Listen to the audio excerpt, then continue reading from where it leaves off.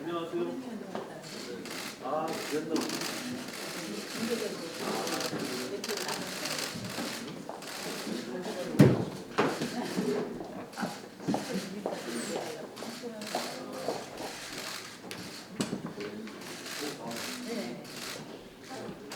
예, 고맙습니다.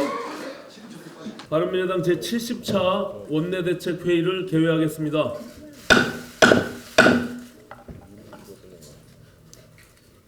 선거법 패스트트랙 관련해서 민주당과 범여권의 기생정당들이 획책하고 있는 의석 나눠먹기 야합은 결코 용납할 수 없는 파렴치한 꼼수 야합이라는 것을 분명히 말씀드립니다. 그동안 누누이 강조해왔듯이 게임의 룰인 선거법만큼은 반드시 합의 처리해야 합니다. 여야 간 이견이 좁혀지지 않아서 끝내 합의 처리가 불가능한 상황이 된다면 지역구 225석, 비례대표 75석으로 하고 준연동형 비례대표제를 도입한다는 패스트트랙 원안 그대로 본회의에 상정해서 진검승부로 매듭을 짓는 것이 정도입니다. 민주당과 범여권 기생정당들은 비례성을 강화하자는 명분으로 패스트트랙을 밀어붙여서 국회를 전쟁터로 만들어 놓고 있습니다. 그런데 이제 와서 본인들 기득권 유지를 위해서 비례대표 의석을 60석, 50석으로 줄이고 지역구를 240석, 250석으로 도로 늘리는 의석 나눠먹기 야합을 하는 것은 결코 용서받지 못할 구태 정치입니다. 본인들 지역구를 지키기 위해서 비례대표를 도로 줄여서 의석 나눠먹기를 하는 것이 비례성 강화입니까? 준연동형 제도는 이미 전 세계적으로 유례가 없는 변칙적인 제도입니다. 그런데 이 와중에 의석 나눠먹기를 위해 변칙적인 제도인 준연동형마저 누더기로 만드는 것은 바로 정치개혁이라고 할 수 있겠습니까? 민주당과 범여권 기생정당들에게 분명히 경고합니다. 의석 나눠먹기 꼼수 야합을 즉각 중단하기 바랍니다. 패스트트랙 강행 처리의 정당성을 인정받고 싶다면 정정당당하게 원안 그대로 올려놓고 의원들의 양심에 따라 선택에 맡기기 바랍니다. 농어촌 지역구 축소가 걱정된다면 꼼수 야합을 부리지 말고 도농복합형 선거구제 같은 다른 대안을 모색하여야 할 것입니다. 민주당과 범여권 기생정당들이 끝끝내 의석 나눠먹기 야합을 강행한다면 국민의 거대한 저항을 피할 수 없게 될 것입니다. 이 같은 의석 나눠먹기 꼼수 야합의 와중에 바른미래당 당권파가 저를 원내대표에서 축출하기 위한 공작을 벌이고 있습니다. 하태경, 이준석, 권은희 최고위원을 내쫓은 데 이어서 손학규 대표의 꼭두각시 역할을 하고 있는 바른미래당 윤리위원회가 원내대표인 저까지 징계 절차에 회부한 것입니다. 4.3 재보선 참패와 강제 사보임 파동의 책임을 지고 진작 물러나야 할 사람들이 자리를 붙들고 앉아서 당을 이 난장판으로 만들어 놓고는 비례대표 의석이나 몇 석 던져보겠다고 저에 대해 해당 행위 운운하는 것은 가당치 않은 협잡에 불과한 것입니다. 지금 이 시점에 오신환을 제거해야 하는 이유가 무엇이겠습니까? 원내대표인 저 때문에 본인들 뜻대로 의석 나눠먹기 야합을 진행할 수 없기 때문입니다.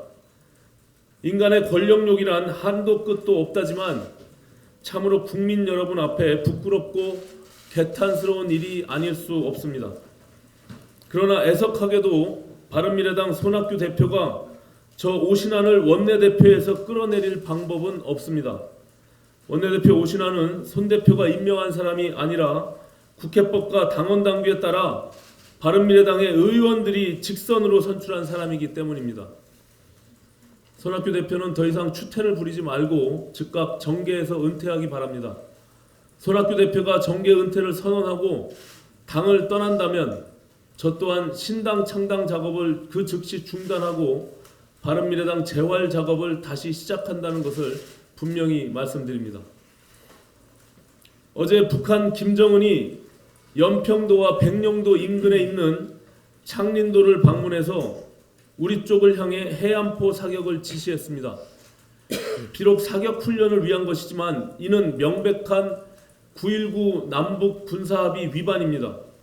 북한은 지난 2월 하노이 북미 정상회담 결렬 이후 우리를 향한 군사적 위협과 통미 배남 정책을 노골화해 왔습니다.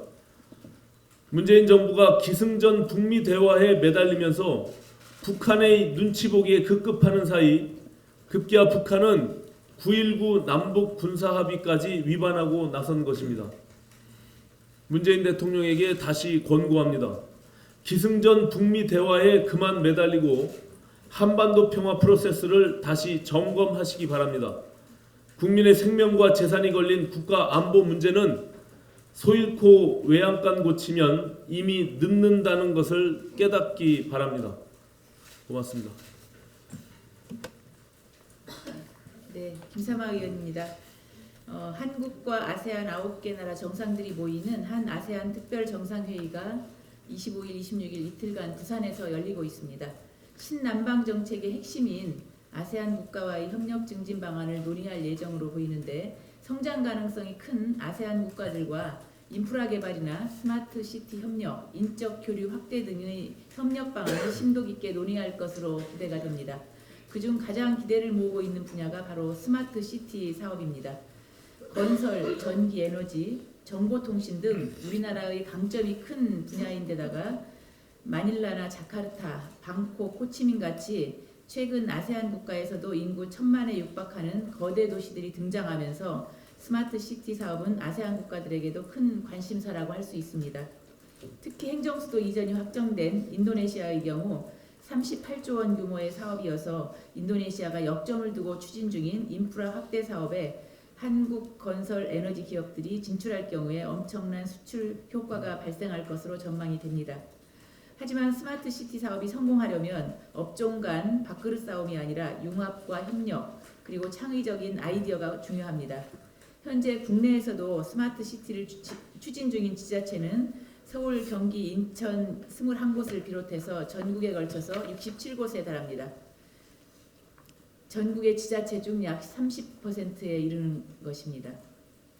하지만 스마트 시티에 담겠다는 내용을 보면 자율주행차, 드론 관제, 스마트 쓰레기 처리, 헬스케어, 스마트 물관리, 스마트 미세먼지 관리 등 전부 내용이 비슷비슷합니다. 지자체마다 문화가 다르고 생활 환경이 다른데 내용이 천편일률적인 것을 보면 치밀한 개혁 없이 남들이 하니까 우리도 한다는 식이기 때문입니다. 또한 스마트 시티는 건설뿐만 아니라 전기, 에너지, 정보통신 등 다양한 산업이 융합한 것이기 때문에 업종 간, 부처 간 협력이 매우 중요합니다. 정부는 스마트 시티 사업이 우리의 수출 효자 종목으로 육성할 수 있는 핵심 아이템이라는 점을 명심하고 이번 한 아세안 특별 정상회의를 계기로 한국의 스마트 시티 관련 기술과 조성 노하우를 수출할 수 있도록 철저한 전략을 수립해 나가야 할 것입니다. 이상입니다. 두 분 없어요. 아까 원내대표 말씀 중에 추가로 좀 하겠습니다. 4월 말 동물국회라는 오명을 남긴 폐업들의 전국 이후 7개월 만에 다시 막장 국회가 예상되고 있습니다.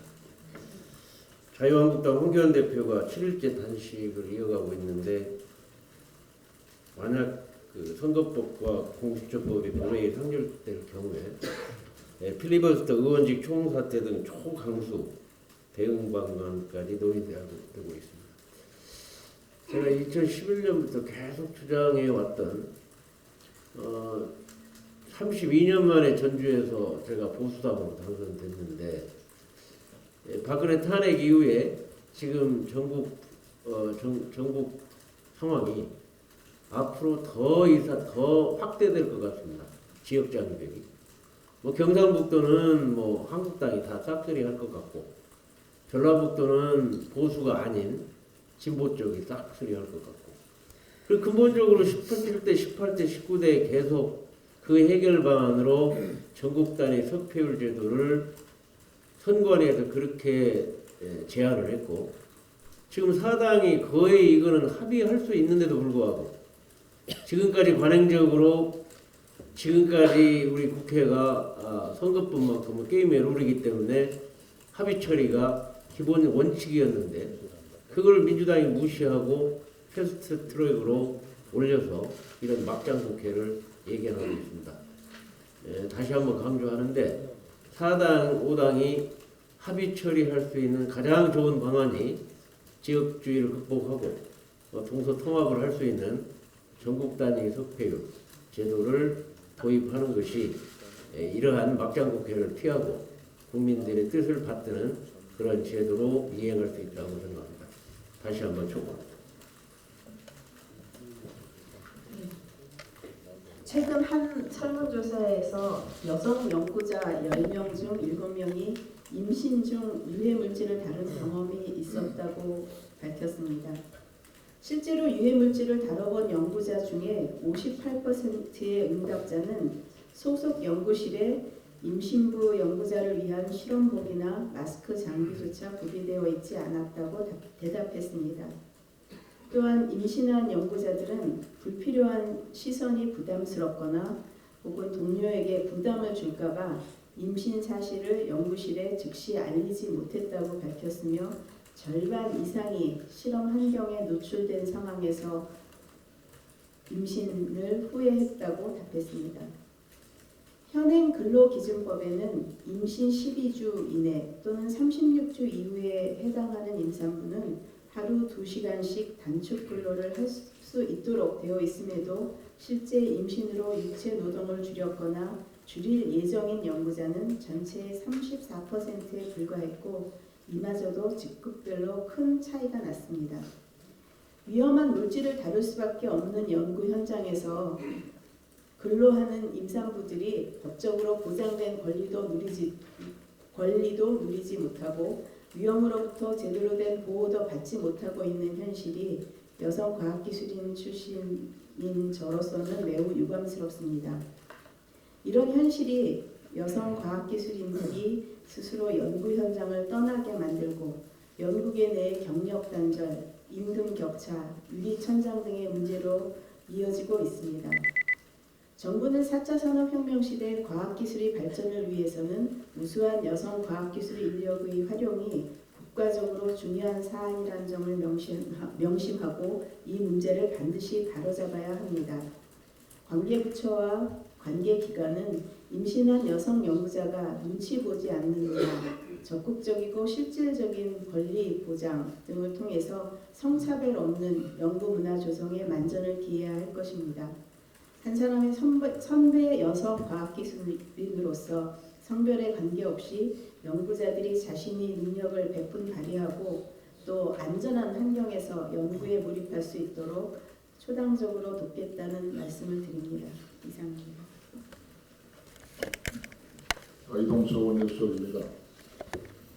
먼지만 쌓여가는 설립법 또 다른 목소리를 나섰습니다. 가수 겸 배우 설리 사망 이후에 악성 댓글에 대한 비판 여론이 높습니다. 하지만 이른바 악플 방지법 설립법은 국회에서 먼지만 쌓여가고 있습니다.